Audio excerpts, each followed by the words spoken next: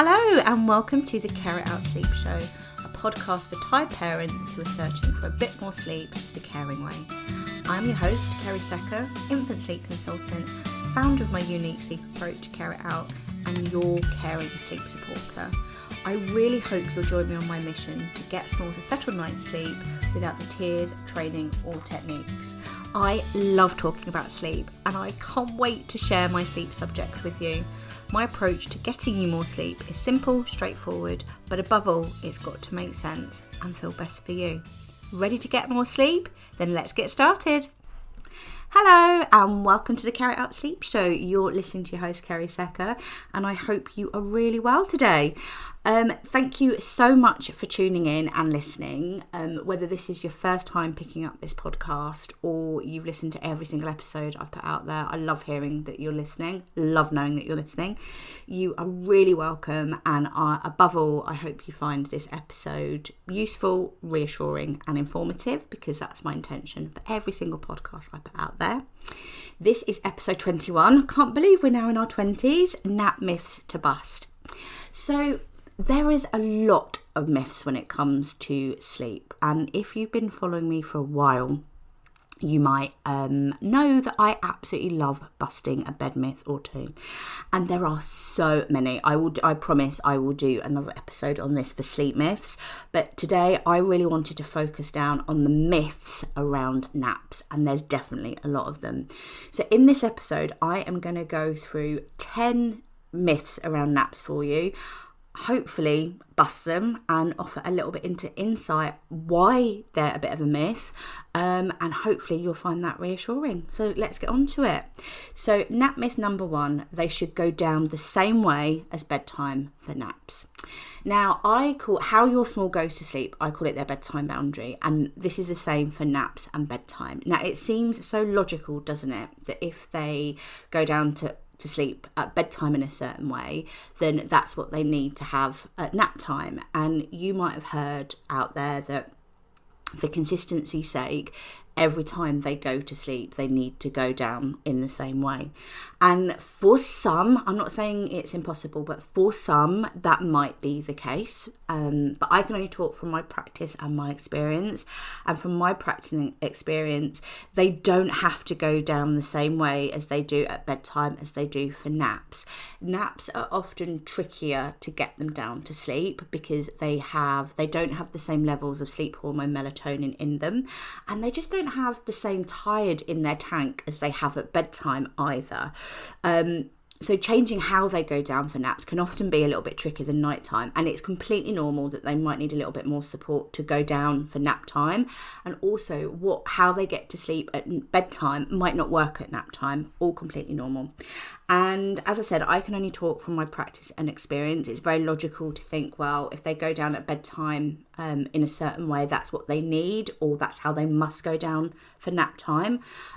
But from my experience, that's the only thing I can talk from, is that this isn't always the case. In fact, the majority of families I work with in practice or that I speak to, their babies go down in a completely different way to how they go down at nap times. They go down in a completely different way at nap time to they go down at bedtime, and they go on to sleep at their biological best and have a settled night's sleep. And what's really interesting about this, I find working with families, children, so interesting, is that I always try and be very, very honest with you, really value honesty, and hand on heart, I have never come back and looked at how or where your small is going to sleep at naps to help get them down at bedtime, make changes at bedtime or make changes at night time. So I personally believe this is a myth, that they should go down the same way at bedtime. I don't like blanket statements. I don't believe in a one size fits all small. So if my suggestion on this is if your small is going down to nap in a certain way and it's working for you, all is well, we don't need to change it. If it's not working for you, then we can absolutely look at it. But it's very, very unlikely that it's going to impact how they go down for bedtime and what they're doing at night time. And if it's any reassurance, I've worked with hundreds of babies that co-sleep. They have their naps co-sleeping in a pram, on a parent, a contact nap, and then at bedtime they're going down in their own space, or they're putting themselves to sleep independently. They're linked, definitely, but not that intrinsically. So I hope that helps. Nap myth number 2, you should never wake a sleeping baby. Who has heard this one? I probably hear this on the daily. And before I dig into this, I have to be honest, I really dislike waking a sleeping baby, mainly because I spend so long at my desk recording these podcasts, doing posts, speaking to you, speaking to families, talking about sleep, that it just seems absolutely ridiculous to then say, well, actually, we're going to wake your baby. And again, I'm really not a fan of those blanket approaches, that one size fits all small. This is going to come up a lot in this podcast, I think. So I think to say you should never wake a sleeping baby at night time, that's probably a good, I'm not really a rules kind of girl, that's probably a good general rule. The only time I would wake at night time was if they feeding issues, weight issues, they needed to feed at a set time during the night. That's the only time I would do that. But during the day, whilst I try and avoid waking babies up during the day for all those reasons I've just gone through, sometimes the key to moving forward and getting to a settled night's sleep and getting a small sleep in their biological best, the key is actually to wake them from naps during the day. Again, it looks different for everybody. My approach is really personalised to the baby and the family. That's the beauty of Care It Out, is I need to speak to the expert, that's you, and find out what's going on with your small, because they are the bed boss, they're the guide really. I'm always guided by them. So again, don't have general rules for this, but times that I would look at waking a sleeping baby in practice, probably there's 2 times I would probably suggest waking a sleeping baby. Before going into that, if your baby is going down nicely at bedtime and that bedtime's working for you, and their night is overall settled-ish and that's working for you as well, you don't need to do anything. Tweaking and making changes for the sake of it, I really try and avoid that. So that's the first thing. If it's all working for you, honestly, you don't need to change a thing. However, if it isn't, the 2 times I would change, I would wake a sleeping baby would be 1 in the morning nap. For some, not all, but for some smalls, if they have too long a nap in the morning, in their morning nap, then that can then have an impact in their afternoon nap and can cause short, late, no nap situation in the afternoon. So sometimes I would cap that first nap a little bit shorter, and then the second one is when I would wake if the nap is going too later in the day, sleeping past 3 p.m. I call this a bit of a danger dose time. And if your small was sleeping, it depends on the age as well, so again, very difficult to give very specific sleep suggestions here, but generally speaking, if they're sleeping after 3 p.m. And if they need a nap post 3 p.m, I would definitely give them. If your little one is crying, you're crying, they clearly need a nap, I would get them down.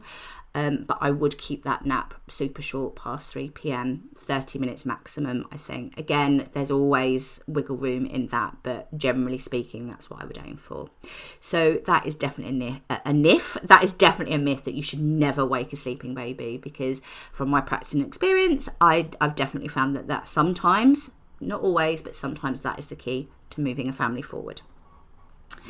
Nap myth number 3. We're on number 3. Naps need to be in the cot to count, or all naps need to be in the cot. So same thing, a different way of saying it, same thing. Hopefully this might be reassurance or a bit of relief for a lot of you listening. Naps do not need to be in the cot to count, period. Some smalls never ever sleep in a cot, and to me then that's just, again, that's a massive sweeping statement to say that naps have to be in a cot to count. Again, it always comes down to what's working for you and your small. If having the nap, if your baby doesn't sleep out on you, or doesn't like sleeping on you or out and about in the pram, then they might need their naps to be in the cot. That's fine. And again, my whole ethos on this, or mantra on this, is that if it's working for you, all as well. But if it isn't, and you don't want them to sleep in a cot, or it's not working for you, or they don't like their cot, I honestly believe that all naps count. On my approach, what is important is the timings for naps, really. Timings pretty much trump everything else. Where they go to sleep, I'm less interested. It's more about whether it's working for you, your small, and their sleep. And also how they go down to sleep as well for naps. That's something that's really personal to you as well. And again, if it's working for you, your small, and their sleep. So if you are enjoying contact naps, a nap in the pram, a nap in the car, on you, and it's working for you, your small, and your sleep, honestly, you don't need to change a thing. I think this comes from sleeping in the cot. It comes onto junk sleep, which I'm going to come on to in a second. And also that if they don't sleep in their cot, then they're not going to sleep in their cot at night time. But again, there's definitely a theme in this podcast. How they go down, or where they're sleeping for naps, and where they sleep at night time are two completely separate things. And again, I've worked with lots of babies that are napping on a nap mat during the day, in a pram, on a parent, in the car, on the school run, and they go down very nicely at bedtime in their cot, and go on to sleep well at night time, like they're having a settled night's sleep, or at their biological best. So yeah, I really hope that helps. There's so much pressure to get them into their cot for naps. And yeah, again, from my experience and practice, you'll probably get hit. You'll probably be sick of me saying that by the end of the show. But that's all I can honestly talk from, is that they don't have to be in a cot to count. And I have never, hand on heart, never come back and in order to get a baby or family sleeping at their biological best, come back and said, right, I don't think I've ever muttered these words, we're going to have to get them in the cot for naps in order to do that. So I hope that helps. Sleep myth, I've completely lost with counting. I think we're on number 4. Nap myth number 4, naps on the go are junk sleep. Now, I do buy into junk sleep theory at night time, because it's pretty much the same for us. If we nap on a plane, in a car, on the sofa, and then wake up, we don't feel as rested and refreshed when we wake up in the morning. And this is because at night time, this is where we do most of our restorative and replenishing at night time. But the sleep during the day for naps is a little bit different. It does help replenish and recharge us during the day. But naps really are all about controlling the cortisol to get you to nighttime. It's not, I don't feel it's the same sleep as nighttime. But again, happy to be challenged and have a discussion on that. So I don't believe in the junk theory during the day. Now, again, it will come down to your small, because if you've got a little one that just can't nap out and about, and I've definitely looked after a few of those in my time as a nanny, or they won't nap in a car, or they don't like sleeping in the sling, they're all really different, then or they get disturbed, or it cuts the nap short, then yes, that could have an impact on their nap. But I don't believe that naps on the go are junk sleep. And I would probably say a massive percentage of the families I work with nap on the go, and again are sleeping very well at night time, getting a settled night's sleep at their biological best. So again, if naps on the go are working for you, you're small, their sleep, there's no need to change. If you feel that that it does have an impact, like being out and about disturbs them a little bit more, they can't switch off, very alert, energetic babies find it quite difficult to switch off out and about, then we might need to look at getting more of a balance or making it work for you. But generally, naps on the go, I don't believe are junk sleep. Number 5, nap myth number 5, contact naps don't count. Who has heard this one? I again, this is one that I hear all the time, and it's pretty much the same for the naps in the cot don't count. I believe all naps count wherever your small goes to sleep. however your small is getting down, as long as it's working for you, your small, and their sleep. That it will always come down to that. And for babies in the 4th trimester, it is completely normal that they want to sleep on you. It's the optimum environment: warmth, heartbeat, smell, can hear you, they feel safe. That's their home, their familiarity. And sometimes if you've got more than one, you've got more than one baby, multiples, siblings, sometimes it's impossible to go home. Like, life logistics isn't always, we don't live in this ideal world where we can all be home over lunchtime to get them down for their nap. And we also don't live in that world where all babies are able to do that either. So I'm going to keep this one really short and sweet for once. Absolutely, contact naps do count, as long as they're working for you. And naps in a sling or in a carrier, again, that can be a sleep saviour for lots of babies and families. That could be the difference. A contact nap could be the difference between them having some nap during the day and getting to a settled night's sleep, rather that, and the other difference would be that they're not napping and then they get to an unsettled night's sleep. So absolutely, contact naps do count. Nap myth number 5, I think we're on number 5. Naps should be in the same place where they sleep at night time. Again, I think this is a massive myth, and I think I've kind of covered it in the naps need to be in the cot and naps need to be not in the carrier, if that makes sense. For some smalls, yes, they do like that consistency and they find it hard to struggle to nap. But I've never had experience on that. And again, on my approach, it's not where or how they sleep it's not where or how they sleep that's the most important thing. It's that they're getting a nap, and quite often the timings. So yeah, for some smalls, they do find it easier to switch off and settle. They like the bedtime environment. They like to know it's sleepy time, and that's grand. However, if your little one is napping anywhere, on you, out and about, in a sling, and it's working for them, please don't feel pressure that you've got to get them to sleep in the same place that they sleep at night time. And again, I've said it numerous times in this episode already, I'm going to say it again, I have never come back and looked at where they're sleeping to get a small to their settled night's sleep or sleeping their biological best. I think that's really important. Nap myth number 6, the lunchtime nap needs to be 2 hours. The 2-hour unicorn nap. This one, you have probably definitely heard this, and there is so much pressure to get you and your small to do that magical, mystical unicorn 2-hour nap. And here's the thing, some smalls are absolutely capable of doing a 2-hour lunch nap and do it. Brilliant. There's nothing that's just them, that's where they're at. However, I just don't buy into this one size fits all small, and by a set age your small is able to sleep X amount of sleep. And I see it in practice all the time, that you're understandably putting pressure on to get your small. You think that your small is doing something wrong, or you're doing something wrong if they're not able to have this 2-hour lunchtime nap. But really hope this reassures you. Not all smalls some smalls will never do a 2-hour lunchtime nap, and it doesn't mean that you're doing anything wrong, your baby needs fixing, or again that you need to get to 2 hours to get your small to sleep their biological best or have a settled night's sleep, because I definitely know that not to be true from my practice. So yeah, lunchtime, what I'd say about the lunchtime nap is it looks different for everybody. Some might have a longer nap in the morning, and that works for them, because again, it's all about what's working for you and your small and their sleep. We don't need to change it if that's working for them.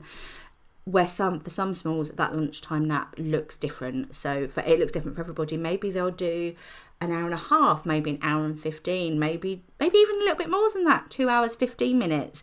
It looks different to everybody. And I'm a massive fan of taking off that peak pressure. So if your little one is waking up and you're feeling that pressure to try and get them to a certain length of nap, by all means, when they wake up, I think it's always worth giving them a little bit of time. If they wake up and they're not crying, they're emotionally easy, they're not asking for support, I'd probably give them a little bit more time just to, hey, what are you going to do? Are you going to go back to sleep, or are you going to call me in? Just step back a little bit and see what they do. If they're crying, emotionally uneasy, upset, my whole approach is we always respond and offer reassurance if they need it. So I would go in. If they looked really tired, like eyes rubbing, you're always your smalls expert. So if you can see that they're rubbing their eyes, looking as if they want to go back to sleep, then I would probably try and resettle them. But I always try and encourage parents not to get in that sleep standoff where you're trying to resettle them back for a certain length. If they're going to resettle, I found that they're going to do it quite quickly within 5 or 10 minutes. So I would probably have that as a bed buffer. If your small wakes up from their nap, you've tried to resettle them for 10, 15 minutes max and they haven't gone back to sleep, I would probably can it or park it and just go on to the next nap or until bedtime. And if they looked a little bit sprightly, you felt they were a little bit weight, I might have a courtesy resettle, but I think I would be just really going through the motions then to see whether I could actually get them back to sleep. But yeah, I hope you found that helpful. So yeah, the long lunchtime nap needs to be 2 hours. That is a total myth. Not every baby will be able to, or toddler, not every small will be able to do the 2 full hours. Some will, some won't. Doesn't mean you're doing something wrong. Doesn't mean they're broken. Care It Out meets your small where they are at. Some smalls will have their longer nap in the morning, and some will have some variation of that lunchtime nap. And yeah, I really encourage you to take that pressure off. It's so that in itself can be so draining, so frustrating and exhausting, which you don't need more exhaustion to get them to that 2 hours. So yeah, hope that helps. Nap myth number 7, they shouldn't nap for too long in the morning. Now I've just been talking about this. They shouldn't nap for long in the morning. Now, don't know what happened there, sorry. I'm too excited busting all these myths. This one I hear a lot. I've heard that if they sleep for too long in the morning, it adds on to their nighttime. Or if they sleep for too long in the morning, they're not going to nap again in the afternoon. And again, I've spoke about this earlier. For some little ones, having too long in the morning can lead to a short no nap, late nap in the afternoon, which then goes on to impact bedtime, goes on to impact their night, like settling to sleep, routine, bedtime boundary, what's happening at night time. But for some, it works and it's absolutely fine, and they have a really long nap in the morning, and then that becomes their like one nap when they do transition down onto one nap. So again, I'm just not a fan of these bed blanket rules, that these rules apply to every single small, because your small is unique, so is their sleep situation, so is their sleep story, and what works for one might not work for another. So my suggestion on this would be that if the long nap is working in the morning for you, your small, and their sleep, they have a little top up, they have another nap in the afternoon, if they're having multiple naps, or that nap in the morning sees them through to bedtime. They're enjoying their bedtime routine. They're not bed begging. If you haven't heard of bed begging before, it's like when they're really unsettled. Now, bed begging, we do want them a little bit tired at bedtime, because how are we going to get them down to sleep? We need enough tired in their tank to get them to sleep. But we don't want them too overtired. But bed begging is where they've just gone past it, really upset, eating dinner, can't eat dinner maybe. You're literally limping towards bath time. They're upset and they're going in the bath. Everything's a drama, upset getting out of the bath, fighting getting dressed for bed. You get the idea, bed begging.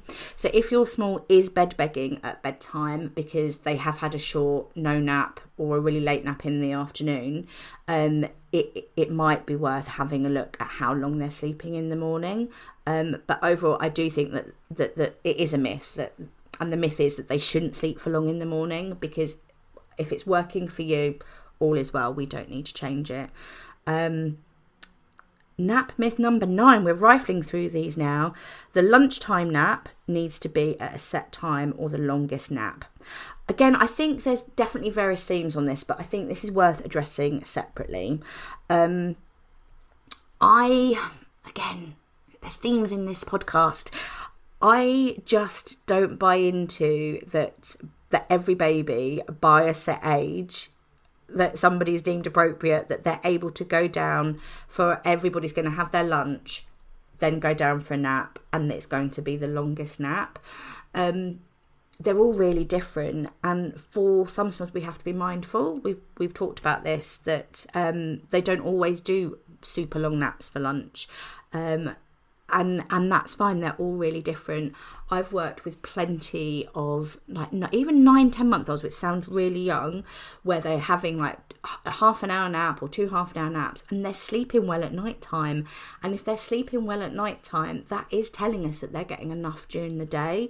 I always encourage parents to look at everything overall rather than focusing down on just one thing.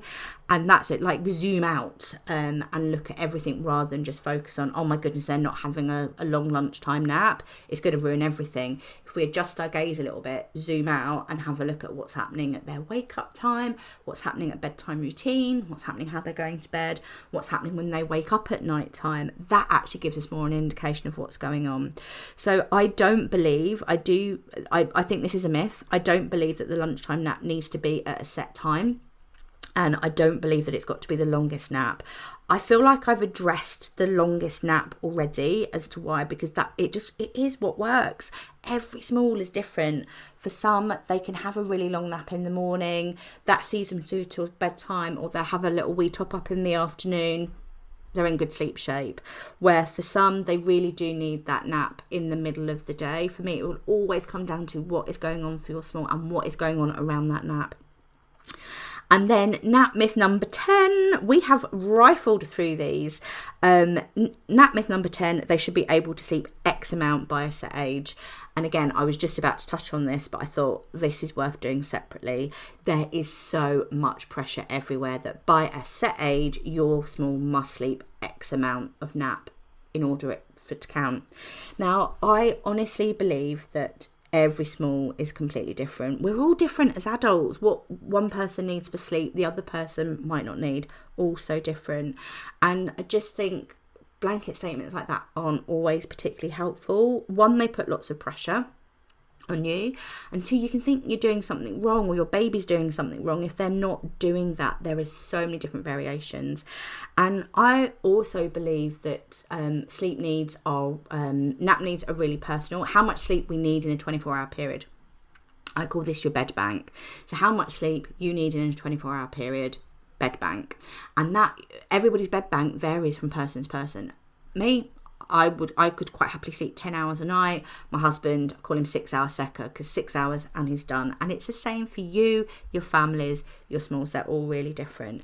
And then the bed bank is then split into nap needs and then night needs. And how much nap needs, because we're talking about naps today, your small needs, it's not going to come as a surprise to you, depend on your baby, on your small, how old they are, their nap needs.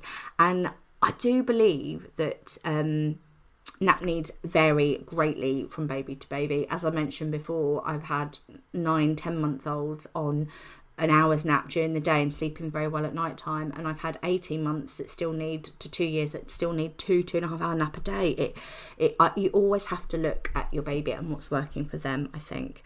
And I also believe that some smalls have higher sleep needs and need more sleep than their peers. That always makes me laugh saying the word peers. They do need more sleep than their peers. They tend to be the babies that I don't see in practice. And I do believe that some smalls do need less sleep than their peers, and they don't always hit the guidelines. I think we need guidelines. I'm not saying burn every book, don't consume any content, because I don't feel that's very helpful either. I think it's a balance, always a balance with me. But I do think that's important to remember, that the nap guidelines, how much nap, how many number of naps that they have in a day and how long they should nap for during the day. I think they're useful. If they're working for you, great. But remember, they're just a guideline, because the most important thing is they don't know you're small, and that is the missing piece, because some will need more nap during the day, some will need less. They're all really different. So I really, really feel that this is the biggest myth out there, that that they should be able to sleep an X amount of sleep during the day by a set age, because they're all really, really, really different. And what works for one might not work for another. So use those nap guides if you find them useful. It's good to know where something to aim for, but they are just a guide. Again, always encourage parents to let go of that pressure that you've got to get your baby or your small to that point, because they might not be able to do it. And certainly I can only talk from my practicing experience. I never expect your baby to, yes, I have nap gaps that I think are useful. I'm not going to stop sharing that information, but I'm always very clear that they're a guide. But my whole approach is that we don't need to get your baby to sleep at a set time for a set amount of length to get to a settled night's sleep, because you're probably bored of me saying this, but from my practicing experience, I've noted that's just not what I've seen. I know that not to be true, and it looks different to everybody. Well, that time just flew. I really, really enjoyed busting those nap myths for you, and I really hope that you enjoyed it and that you found it useful, and above all, just reassuring to hear some of those nap myths out there. I'm definitely going to do a little sleep series on this, because there's loads more to say about this. I could do myths for sleep time, for bedtime. I could break it down a little bit, because I really, really enjoyed this one. Thank you so much for listening. I'm sending big love and sleep solidarity to you all, and I'll see you in a couple of weeks. Thank you so much for listening to me, your host, Kerry Secker, on the Care It Out Sleep Show. I really hope you found the podcast reassuring, informative, and a little bit fun. If you did, please don't forget to subscribe to the show below, and I'd be so grateful if you could leave me some fabulous feedback. I always love hearing from you, and one lucky listener will win lifetime access to my Bedtime Basics e-course every single month. My next podcast episode will be out in 2 weeks' time, but if you can't wait for more of my sleep shizzle, you can find me over on Instagram at Care It Out Sleep Consultant. I update my sleep squares and speak sleep there on the daily. Big love and sleep solidarity to you all.